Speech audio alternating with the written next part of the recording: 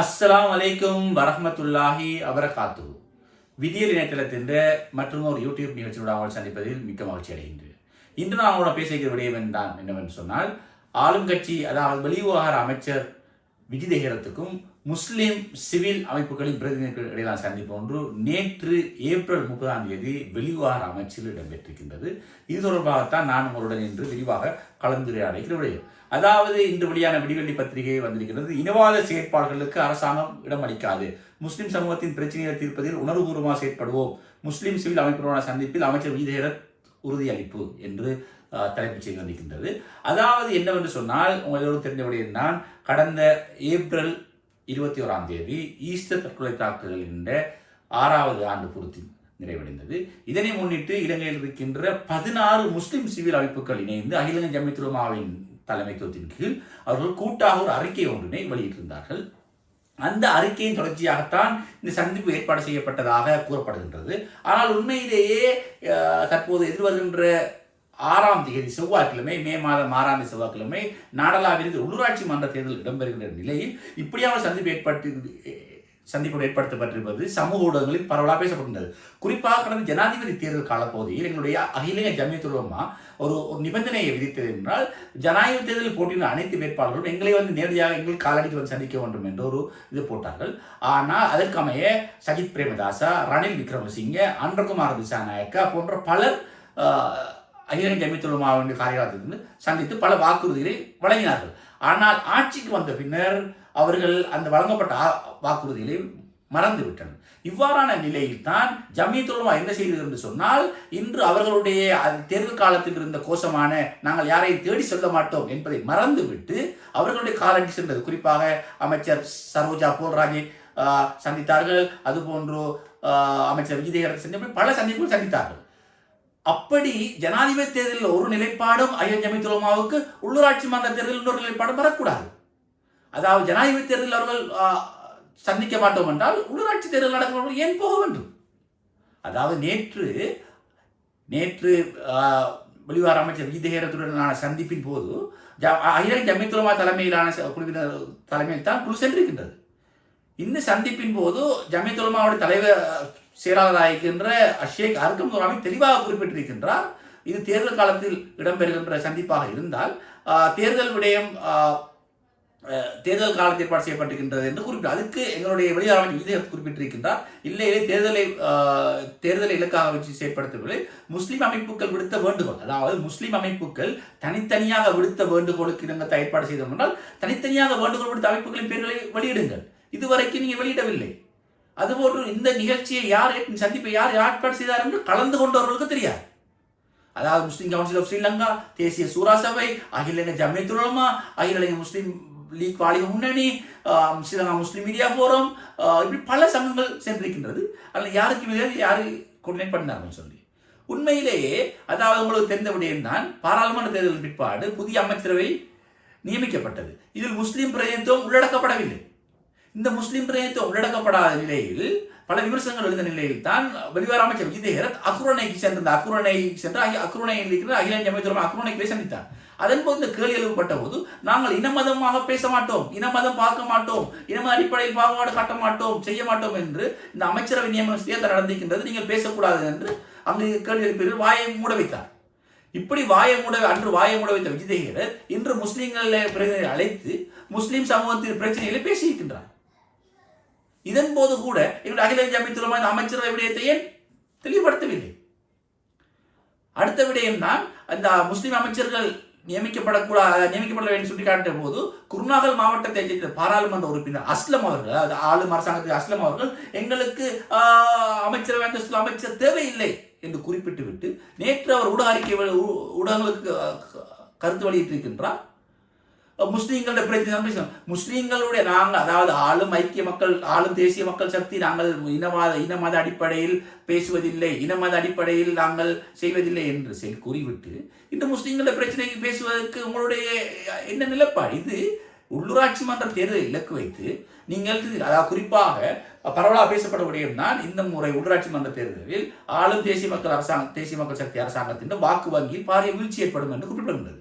இப்படியான நிலையத்தான் இந்த ஆளுங்கட்சியின் முக்கியஸ்தர்களாக இருக்கின்ற சிரேஷ்ட அமைச்சராக இருக்கின்ற விமல் ரத்நாயக்க, அதேபோல ஜனாதிபதி, பிரதமர் ஹரணி அமரசூரிய போன்ற பலர் வடகிழக்கில் முகாமிட்டிருக்கிறார்கள்.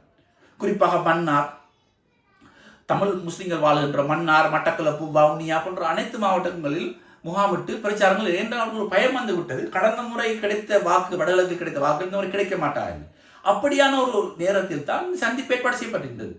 இந்த சந்திப்பில் சென்ற முஸ்லிம் சிவில் அமைப்புகளில், அதாவது இலங்கையை பொறுத்த மட்டில் இலங்கையில் 1/3 மக்கள் கிழக்கு மாகாணத்து முஸ்லீம்கள் கிழக்கு மாகாணத்தில் வாழ்கிறார்கள். அதற்கு மேலதிகமான மக்கள் தான் கிழக்குக்கு வெளியே வாழ்கின்றார்கள். இப்படி சென்ற இந்த சந்திப்பில் கிழக்கு, அதாவது சுமார் 16 அமைப்புகளை சேர்ந்த 30க்கும் மேற்பட்டோர் பங்கேற்றிருந்தது அவதானிக்கூடியது. கிழக்கு மாகாணத்தைச் சேர்ந்த ஒரே ஒரு நபர், அதாவது அகில ஜமீயத்துல் உலமாவின் உபதலைவராகின்ற அஷேக் ஹலீல் மௌலவி அவர்களை மாத்திரம் காண கிடைத்தது ஒழிய வேறு யாரையும் காணவில்லை. குறிப்பாக கிழக்கு மாகாணத்தில் காத்தாங்குடி முஸ்லீம் பள்ளிவாயல் சம்மேளனம், கிழக்கு மாகாண ஜமீயத்துல் உலமா, இப்படி பல அமைப்புகள் 3 மாவட்டங்களில் இருக்கின்றது. இதன் பிரதிநிதிகளை கட்டாயம் அழைக்க வேண்டும். ஏன்னா கிழக்கு மாகாணத்தில் பிரச்சனை இருக்கின்றது.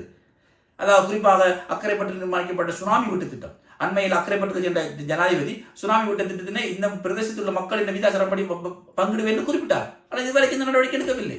இது தொடர்பாக பேச வேண்டும். இதை விடுத்து அதுபோன்று கிழக்கு மாகாணத்தில் வாழும் மக்கள் பிரச்சனை, நிறைய பிரச்சனை இருக்கின்றது. காணி பிரச்சனை இருக்கின்றது, வீடமைப்பு பிரச்சனை இருக்கின்றது, பல பிரச்சனை இருக்கின்றது. இதுகளையும் பேச வேண்டியிருக்கின்றது.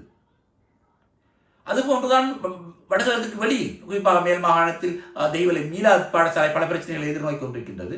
அதுபோல் மகர பள்ளிவாசல், ஏக்கல பள்ளிவாசல் மூடப்பட்டு பேச வேண்டும். ஆனால் நீங்கள் தேர்தல் காலப்பகுதியில் இப்படியான விடயங்களை கொண்டு பேசுவதன் மூலம் எந்த தீர்ப்பும் கிடைப்பதில்லை. அதாவது இந்த சந்திப்பு நேற்று ஏற்பாடு செய்யப்பட்டது உள்ளூராட்சி மன்ற தேர்தலை இலக்கு வைத்துத்தான் ஏற்பாடு செய்யப்பட்டிருக்கிறது. நான் அறிய முடிந்த கூட்டத்தில் கலந்து சிலர் பேசுவது அறிய உண்டு. இதனை 3 மாதங்களுக்கு ஒருக்கா சந்திப்பது என்றும், அடுத்த சந்திப்பு ஜூலை மாதத்தில் நடத்துவது நான் சவால் விடுகின்றேன். நான் கூறுகின்ற நிகழ்ச்சியினூடாக ஜூலை மாதம் சந்திப்பு இடம்பெற மாட்டாது. இந்த அமைச்சர்கள் அப்படித்தான் பதவிக்கு வருவதற்கு முதல் பேசுவார்கள். இது தேசிய மக்கள் சக்தி மாத்திரமல்ல, எல்லோரும் தான். அதன் பிற்பாடு நாம் தான் அவர்களுக்கு காலடி செல்ல வேண்டும், அவர்களுக்கு கெஞ்ச வேண்டும். அதாவது இன்று முஸ்லிம்கள் பிரச்சனை சம்பந்தமாக ஏற்பாடு செய்திருக்கிறோம் என்று சொல்லி குருநாள் மாவட்டம் அஸ்லம் கூறுகின்றார். அன்று பயங்கரவாத தடுப்பு சட்டத்தின் கீழ் நிட்டம்பு வச்சு அந்த ருஷ்டி கைது செய்யப்பட்ட போது இவர்கள் எங்கே சென்றார்கள்? எல்லோரும் வாய் மூடி மௌனியாக இருந்துவிட்டு இன்று இந்த தேர்தல் இலக்கு வைத்து வந்திருக்கிறார்கள். அது இன்னொரு விடயம் நடந்திருக்கின்றது. அதாவது இந்த விடயத்தில் என்னென்ன பேசுவது என்று சொல்லி முஸ்லிம் அமைப்புகள் அதற்கு முதல் நாள் ஒரு கூட்டம் ஒன்றை போட்டு தீர்மானத்தை சென்றிருக்கிறார்கள். தீர்மானத்துக்கு சென்ற போது சில விடயங்கள் ஒரு சிலர் அந்த தீர்மானத்துக்கு மேலதிகமாக பேசிக்கொண்டிருக்கிற சந்தர்ப்பத்தில் எங்களுடைய குருநாகல் மாவட்ட பாராளுமன்ற உறுப்பினர் அஸ்லம் அவர் கூறுகிறார், அச்சாறு போன்று பேசாதீர்கள் என்று கூறுகிறார். அதாவது இந்த சிவில் அமைப்புகள் இந்த கூட்டத்தில் கலந்து கொண்டவர்களுக்கு இது முதல் கூட்டம் அல்ல. அவர்கள் முன்னாள் ஜனாதிபதிகளை சந்தித்திருக்கிறார்கள், பல அமைச்சர்கள் சந்தித்தார். முஸ்லிம்கள் பிரச்சனை தொடர்ச்சியாக பேசி வருகின்றனர். அவர்களுக்கு முதல் தடவையாக பாராளுமன்றத்துக்கு வந்த அஸ்லம் பாடம் படிப்பிக்க தேவை. அவருக்கு தமிழ் மொழி பேசுவதில் பிரச்சனை இருக்கலாம், அல்லது சிங்களம் பேச பிரச்சனை இருக்கலாம். ஒரு மாற்று மத அமைச்சருக்கு முன்னிலையில் சிங்களத்தில் அச்சாறு போன்று பேசாதீர்கள் என்று அறிவுரை வழங்குவதற்கான எந்த தகுதியும் அவருக்கு இல்லை என்றால் அவர் ஒரு முதல் தடவை வந்த பாராளுமன்ற உறுப்பினர். அவருடைய விஷயங்களை அவருடைய கட்சிக்குள் வைத்துக் கொள்ளணும். கட்சி அரசாங்கத்தினால் முஸ்லிம்களுக்கு எதிராக இருக்கிற பிரச்சனைகளின் போது குரல் கொடுப்பதற்கு வக்கில்லாத இந்த அஸ்லம் முஸ்லிம் சமூகத்தின் குரல் கொடுக்கின்ற முஸ்லிம் சிவில் அமைப்புகள பிரதிநிதிகளை பார்த்து அச்சாறு போன்று பேசாதீர்கள் என்று கூறுவதற்கு எந்த தகுதியும் அவருக்கு இல்லை. இந்த கூட்டத்தில் கலந்து கொண்டவர்கள் ஸ்ரீலங்கா முஸ்லிம் மீடியா ஃபோரம், முஸ்லிம் கவுன்சில் ஸ்ரீலங்காவின் தலைவர் என் அமீன், அதுபோன்று மக்பூ சபையின் முன்னாள் தலைவராக இருந்த சிரேஷ்ட சட்டத்தரணி சப்ரி ஹலீம்டீன், அதுபோன்று ஜமீயத்துல் உலமாவின் பொதுச் செயலாளர், இது போன்று பலரை காணக்கூடியதாக இருந்தது. இந்த சந்திப்பில் இவர்களும் சிரேஷ்ட உறுப்பினர்கள், முஸ்லிம் சமூகத்தில் சிரேஷ்ட புத்திஜீவிகள். இதுதான் முதலாவது கூட்டம் அல்ல. எனினும் இந்த கூட்டத்தில் பல அமைப்புகளுக்கு அழைக்கப்பட்டிருந்தால் சில தவறுகள் இடம்பெறும். சில மசூராக்களுக்கு மேலதிகமாக சில விடயங்கள் பேசப்பட்டிருக்கணும். அந்த சமயத்தில் அச்சாறு போன்று பேச வேண்டாம் என்று குறிப்பிடுவதில் எந்த பிரயோசனமும் இல்லை. அதுபோன்றுதான் இந்த கூட்டங்களுக்கு செல்பவர்களும் கூட ஏற்கனவே திட்டமிட்டு செய்வது மிகவும் பிரயோசனமாக இருக்கும். ஏன்னா முஸ்லிம் சமூகம் இன்று பல பிரச்சனை எதிர்நோக்கி கொண்டிருக்கின்றது. இப்படித்தான் ஜனாதிபதி காலப்பகுதியில் முன்னாள் மேல்மாகாண ஆளுநர் அசாத் சாலி வந்து கூறினார், ஜனாதிபதியிடம் நாங்கள் 10 கோரிக்கையை முன்வைத்து விட்டோம், அதில் 10 கோரிக்கை நிறைவேற்றப்பட்டது என்றார். ஆனால் அது நிறைவேற்றப்படவில்லை. அதுபோன்றுதான் இன்றைய கூட்டத்திலும் நீங்கள் போய் நிறைய வச்சிருக்கிறீர்கள். குறிப்பாக ஜனாதிபதி அவர்களை அக்கறைப்பட்டு நடந்த கூட்டத்தில் கூறினார், சவுதி அரேபியாவில் சுனாமி கூட்டத்திற்கு நாங்கள் கையளிப்போம் என்று இப்பிரதேச மக்கள்கிட்ட வித்தியாசம் அதையாவது கூட பேசியிருக்கலாம். அதுபோல் பல பிரச்சனைகள் முஸ்லிம்களுக்கு இருக்கின்றது. தனியார் முஸ்லீம் திருத்த சட்டத்தை மாற்றுவதற்கான பல நடவடிக்கை எடுக்கப்பட்டு கொண்டிருக்கின்றது. இதை ஜமித்துலமா பேசியிருக்கின்றது. அதுபோல தான் பள்ளிகள் மூடப்பட்டிருக்கின்றது. குறிப்பாக அனைத்து சமூகங்களும் கோரிக்கை விடுத்துக் கொண்டிருக்கின்ற பயங்கரவாத தடை சட்டம் தொடர்பில் ஒரு பலமான கருத்தினை முஸ்லிம் சமூகம் முன்வைத்திருக்க வேண்டும். குறிப்பாக ருஷ்டி கைது செய்யப்பட்டார் என்றதற்கு மாத்திரமல்ல, பயங்கரவாத தடை சட்டம் PTA என்பது மிகவும் பாரதூரமான சட்டம். இந்த விடயம் தொடர்பாக முஸ்லிம் சமூகத்தில் உள்ள அனைத்து அமைப்புகளும் கூட்டாக அறிக்கை விட்டு அரசாங்கத்துக்கு அழுத்தம் வழங்க வேண்டும். மாற்று சமூகத்தினருக்கு அழுத்தம் வழங்குவது போன்று நாங்களும் அழுத்தம் வழங்க வேண்டியிருக்கின்றது. இது போன்ற பல பிரச்சனைகள் இருக்கின்ற போது நாம் செல்கின்ற போது திட்டமிட்டு செல்ல வேண்டும். அதுக்கு குறிப்பாக இந்த தேர்தல் கால பகுதியில் ஏற்பாடு செய்யப்பட்ட சந்திப்பினை முஸ்லிம் சீலாமைப்புகள் கட்டாயம் தவிர்த்திருக்க வேண்டும்.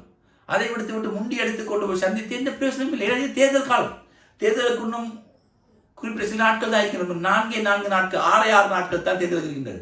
இப்படி 6 நாட்களுக்கு முதல் நீங்கள் சென்று வெறும் வாக்குறுதி எடுத்துக்கொண்டு ஊடக அறிக்கைகளை விட்டு அரசாங்கம் முஸ்லிம்களுக்கு சார்பாக இருக்கின்ற காட்டுவதற்கான முயற்சியில் நீங்கள் சிக்கின்றீர்கள். இப்படியான விடயங்களை எதிர்காலத்தில் முஸ்லிம் சீலாமைப்புகள் தவிர்க்க வேண்டும். குறிப்பாக தேர்தல் கால பகுதியில் எப்படி ஜமீயத்துல் உலமா ஜனாதிபதி தேர்தல் எடுத்த ஸ்டாண்ட் நிலைப்பாட்டை எல்லா தேர்தலும் எடுக்க வேண்டும். ஜனாதிபதி தேர்தலுக்கு ஒரு நிலைப்பாடு, ஜனாதிபதி தேர்தல் முடிந்து இன்னொரு நிலைப்பாடு என்று இல்லை. நிலைப்பாடுனா நிலைப்பாட்டில் இருக்க வேண்டும். அகில ஜமீயத்துல் உலமா என்பது 10,000 உலமாக்களை கட்டுப்பாடு கொண்ட அமைப்பு. ஸோ அதன் பலம் மிக பலமான அமைப்பு. அந்த அமைப்பின் பலத்தை இறுதி வரை கட்டிக்காக்க வேண்டும். ஜனாதிபதி தேர்தலுக்கு ஒரு ஸ்டாண்ட், உள்ளூராட்சி மன்ற இன்னொரு ஸ்டாண்ட் இல்லை. அதுபோன்றுதான் ஜமீயத்துல் உலமா எதிர்காலத்தில் இப்படியான சந்திப்புகளுக்கு தலைமை தாங்கும் போது கிழக்கு மாகாணத்தை சேர்ந்த முஸ்லீம் புத்திஜீவிகள் சிவில் அமைப்புகளுடைய தலைவர்களை உள்வாங்க வேண்டும். இது காலத்தின் தேவை. அதுபோன்றுதான் இந்த நிகழ்ச்சியோட கோரிக்கை தேர்தல் கால பகுதியில் இப்படியான இந்த ஏமாற்று அரசியலுக்கு இந்த முஸ்லீம் சிவில் அமைப்புகள் சிக்குள்ளக்கூடாது என்றால் இது திட்டமிடப்பட்டு தேர்தல் இலக்கு வைத்து ஏற்பாடு செய்யப்பட்ட சந்திப்பு. இதில் வழங்கப்பட்ட வாக்குறுதிகள் என்ன? இதுவரைக்கும் யாருமே கூறவில்லை எங்களுக்கு அந்த வாக்குறுதி இந்த வாக்குறுதி அப்படி யாருமே கூறவில்லை. அல்லது இதை நாங்கள் செய்தோம், இதை செய்து கண்டோம், அதை செய்து முடித்தோம் எதுவும் இல்லை. இது ஒரு கண்துடைப்புக்காக வேண்டி ஏற்பாடு செய்யப்பட்ட சந்திப்பு. ஸோ இப்படியான சந்திப்புகளை எதிர்காலத்தில் தவிர்ப்பது மிகவும் பிரயோசனமாயிருக்கும் என்று முஸ்லிம் சிவில் அமைப்புகளுக்கு இந்த நிகழ்ச்சியினூடாக நாங்கள் வேண்டுகோள் விடுக்கின்றோம். மற்றும் ஒரு நிகழ்ச்சியில் உங்கள் சந்திப்பதில் விடைபெற்றுக் கொள்கிறேன். அஸ்ஸலாமு அலைக்கும் வரஹ்மத்துல்லாஹி வபரகாத்துஹு.